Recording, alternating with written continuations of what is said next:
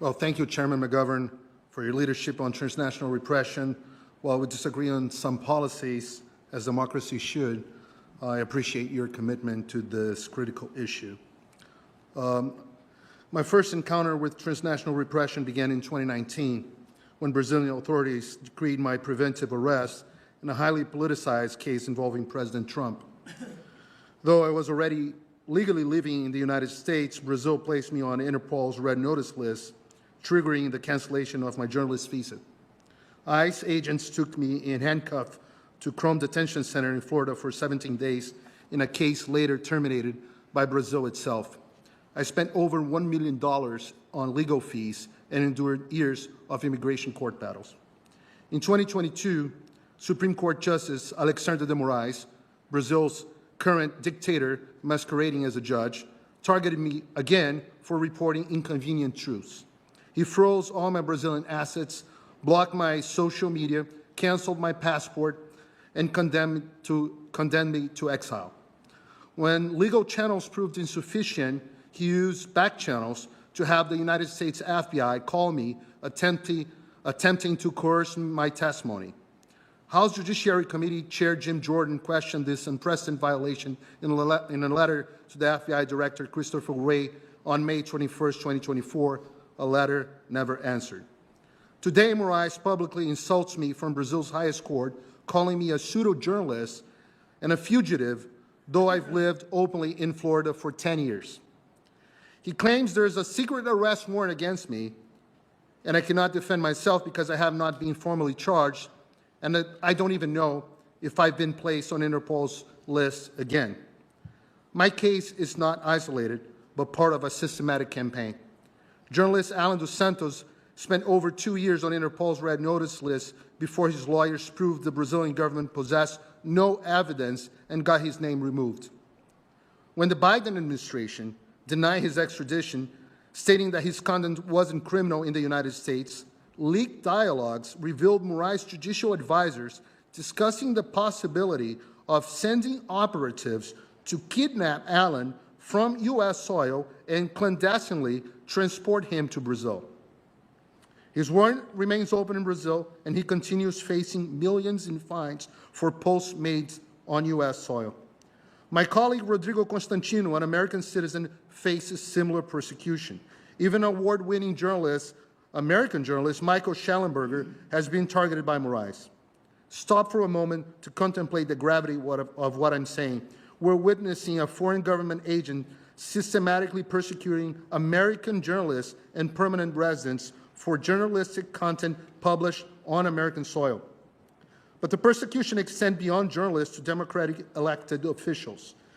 Eduardo Bolsonaro, Brazil's most voted congressman and son of former President Bolsonaro, had a case opened against him by Moraes for denouncing Brazilian abuses to this very Congress. He lives here in exile now, fearing arrest upon his return. Just last month, yes, another congresswoman, Carla Zambelli, Brazil's most voted woman for Congress, had preemptive arrest decreed by Moraes.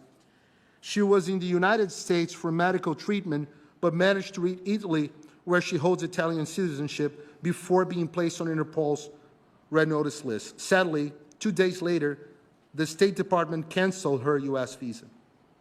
Another alarming case is that of Felipe Martins, former special advisor to President Bolsonaro. U.S. Customs and Border Protection systems falsely showed Martins had entered the United States when he was actually under surveillance in Brazil. This fabricated entry was used by Moraes to justify his 6 months imprisonment without charges. CBP later corrected the false record, but only after months of legal pressure. The case, currently in U.S. federal court, raises serious questions about potential clandestine collaboration between Brazilian authorities and elements within American law enforcement agents.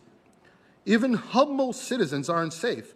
Just to give you one example, Brazilian-American housekeeper Flávia Magalhães had been arrested, decreed by Moraes, for social media posts critical of Brazil's electoral system made on American soil.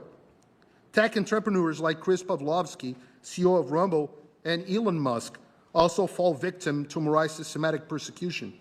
In fact, Moraes has attempted to transform tech companies, American tech companies, into unwitting instruments of his repression.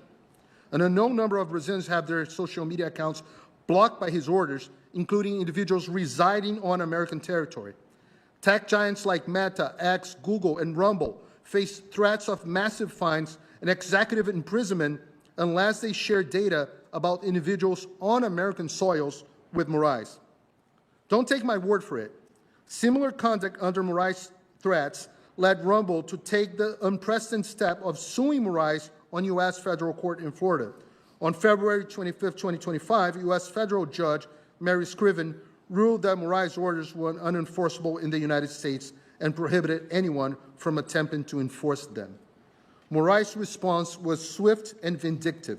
He branded CEO Chris Pavlovski as a criminal and banned the platform entirely in Brazil. This weaponization of corporate fear contributed to X's temporary departure from Brazil in 2024, with Elon Musk remaining under investigation and even the unrelated company SpaceX being targeted.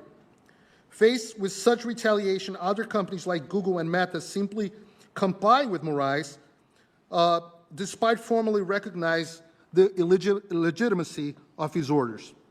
The implications for national security are staggering.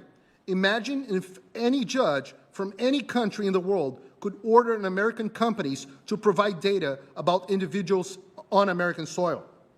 The U.S. Department of Justice sent Brazil a warning letter dated May 7, 2025, lecturing Brazil authorities not to invade American jurisdiction. Let me reiterate my urgent warning to this Congress last year. Without decisive American action, we'll have an enormous Venezuela on steroids in South America's heart. Since then, the situation has gotten significantly worse. The United States has powerful tools like the Global Magnitsky Act for human rights violations, such as freedom of expression, press, and due process. So I urge this commission to recommend sanctions against Moraes within the next 30 days. However, these actions are insufficient. We need legislation specifically targeting transnational repression, a bipartisan imperative. This commission should also recommend that the government should also stop considering Interpol red notices for visas, pressure Interpol to adopt rigorous criteria for politically motivated cases, and create asylum exceptions for transnational repression victims. When foreign courts override First Amendment, when U.S. citizens are silenced on American speech, when our systems are manipulated against dissidents, we face an assault on American sovereignty and constitutional democracy itself. Thank you for your attention on this critical matter. I welcome your questions. Well, thank you very much.